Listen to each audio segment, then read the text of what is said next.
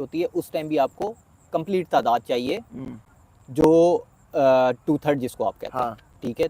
अगर नहीं होगी पेश ही नहीं हो सकेगी। पेश करने के बाद फिर मंजूरी के लिए भी 2/3 आपको चाहिए होगी।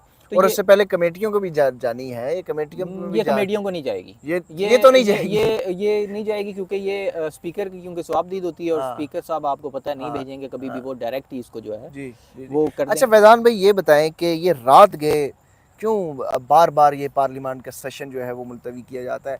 आज अगर नई तादाद पूरी हो रही, मौलाना साहब नहीं मान रहे, तो ये कल तक क्यों नहीं डिले किया जा सकता? परसों तक क्यों ये बात नहीं की जा सकती? 24 अक्टूबर को तो अब बहुत बड़ा टाइम है। क्या वजह है कि ये इतवार की रात को ही मंजूर करवाना चाहती है ये आईनी तरमीम? देखें, एक कल फैसला आया है जो सुप्रीम कोर्ट का जो वजाहत आई है, ठीक है। उसके बाद से हुकूमत ने ये तेज़ कर दिया है काम, अपनी जद्दोजहद तेज़ कर दिया है। हुकूमत को ये लगता है कि लड़ाई जो शुरू हो गई है अब, इसको अगर मतलब वो चाहते हैं कि जल्द अज जल्द हम इस लड़ाई को जीतें, जीतने की कोशिश कर रहे हैं, ठीक है। लड़ाई चल तो रही है मगर इसको जीतने की कोशिश की जा रही है, मगर जल्दबाजी का काम शैतान का होता है और जो जल्दबाजी करता है उसको उसका नुकसान होता है। ये मैं आज आपको बता रहा हूँ, आप देख लीजिएगा इसका अल्टीमेटली नुकसान ये जो आज करने जा रहे हैं। ये क्या कोई खतरा हुकूमत को सुप्रीम कोर्ट से है कि ये अगर हम डिले करेंगे तो सुप्रीम कोर्ट कोई एक्शन ले लेगा, पहले से ही कुछ कर लेगा? क्योंकि सुप्रीम को एक वाहिद चीज़ जो खदशा नज़र आ रहा है वो तो सुप्रीम कोर्ट ही है। देखें, सुप्रीम कोर्ट से इनको ये खदशा है, एक तो सीटें आपके सामने कल जो फैसला, एक इसका रिटर्न फैसला भी अभी आ जाएगा, सीटें जो हैं वो तो दे दी हैं, ठीक है। उसके बाद रिजर्व सीटें भी मिल जाएंगी पीटीआई को। पीटीआई एक पार्टी बन के भी आ जाएगी जिसका अभी तक नाम पीटीआई नहीं, एसआईसी भी लिखा हुआ, अभी तक भी सुन्नी इत्तेहाद कौंसिल लिखा हुआ है, ठीक है। वो पार्टी बन के भी ईवान में आ जाएगी, फिर उसकी मखसूस नशिस्तें भी आ जाएंगी। फिर डर असल इस चीज़ का है कि जो सीटें फॉर्म 47 वाला जो केस है, जब वो शुरू हो गया और वो सीटें रिवर्स होना शुरू हो गई, जिस तरह इस्लामाबाद की 3 सीटों की बड़ी बात चल रही है, जिस तरह मियाँ साहब की अपनी सीट लाहौर वाली इसकी और नहीं है, ठीक है। तो वो सीटें यहाँ से तरीके इंसाफ की तो ज़्यादा होंगी मगर वहाँ से कम भी होंगी, और इस टाइम उनसे 2/3 मेजॉरिटी के लिए उनसे 2 सीटें नहीं उनको मिल रही हैं, 8 सीटें जो मौलाना साहब की उसको वो लेने की कोशिश कर रहे हैं। तो अगर वो सीटें फॉर्म 47 वाली भी मिलना शुरू हो गई तो ये फिर किधर जाएंगे?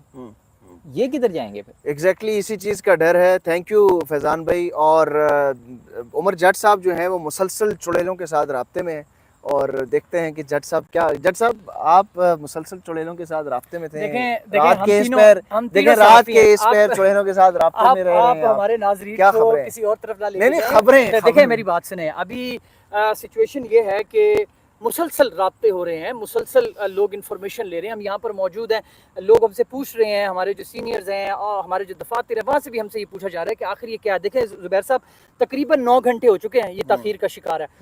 काबीना भी नहीं हुई, जैसे अभी बता रहे थे हमें फैज़ान साहब थोड़ा सा इधर आ जाओ क्योंकि तुम लाइट बहुत कट रहे हो तो नज़र नहीं आ रहा, ठीक है।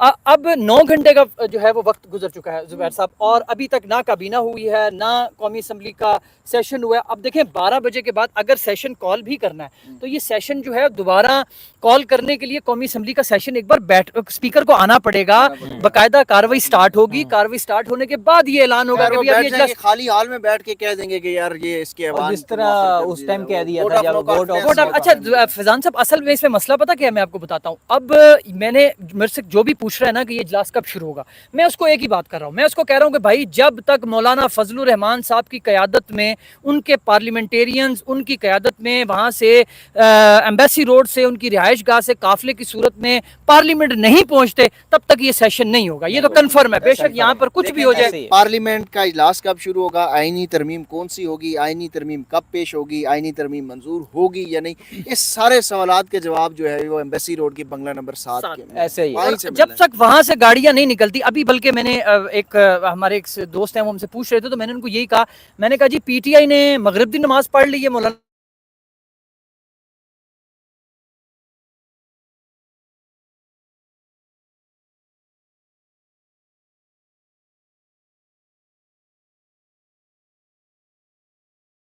तब तक नहीं नजर आ रहा कि यहाँ पर कोई एक्टिविटी जो है वो स्टार्ट होगी। देखिए फैजान साहब, आप भी काफी अरसे से, आपने 9 अप्रैल की रात को भी हम यहाँ पर बिल्कुल मौजूद थे, ऐसे आपको याद है कि ऐसे जब इसी तरह की एक्टिविटी थी, ऐसे ही यही गहमा गहमी थी, यही है। आ रहे थे, जा रहे थे, उस टाइम पे